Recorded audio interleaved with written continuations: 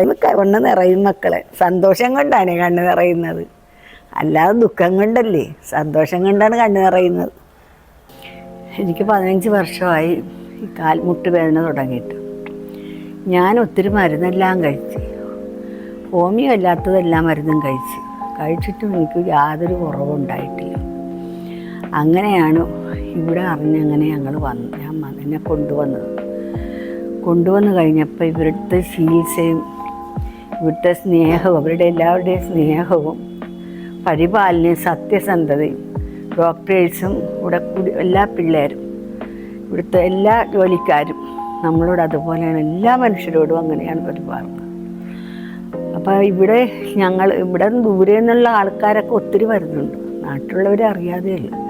പിന്നെ സിംഗപ്പൂരുകാർ 2-3 കൂട്ടരുണ്ട്. എൻ്റെ മോള് സിംഗപ്പൂരിൽ നിന്ന് അവിടും വന്നിട്ടുണ്ട്.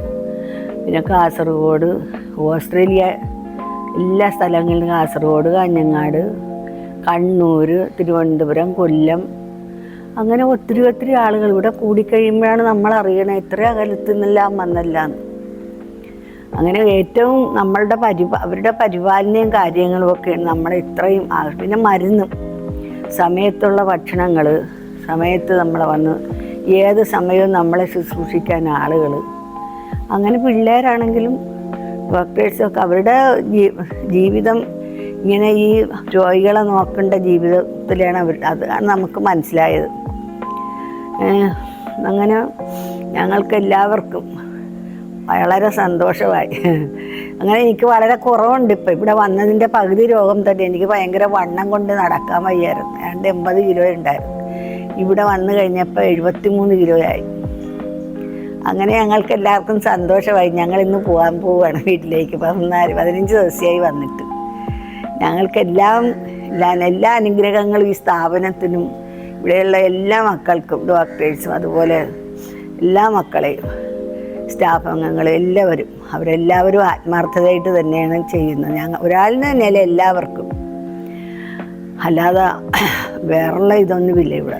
നമുക്ക് വേണ്ടപ്പെട്ടതെല്ലാം ഉണ്ട്. ആരും കൂടെ വന്നില്ലെങ്കിലും നമ്മളെ ശുശ്രൂഷിക്കാനും നോക്കാനും ഭക്ഷണങ്ങളും.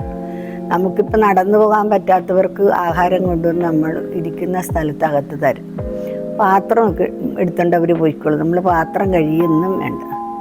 എല്ലാ സജ്ജീകരണങ്ങളും ഈ മുറിയിൽ തന്നെ ഉണ്ട്. അപ്പം ഇതിനൊക്കെ നമുക്ക് നന്ദി പറയാൻ വാക്കുകളില്ല. സർവശക്തനായ ദൈവം അവർക്ക് എല്ലാവരെയും അനുഗ്രഹിക്കട്ടെ എന്നും ഇതിൻ്റെ ഭവനത്തിന് ഭയങ്കര നല്ല ഉയർച്ച വരുമെന്നുള്ള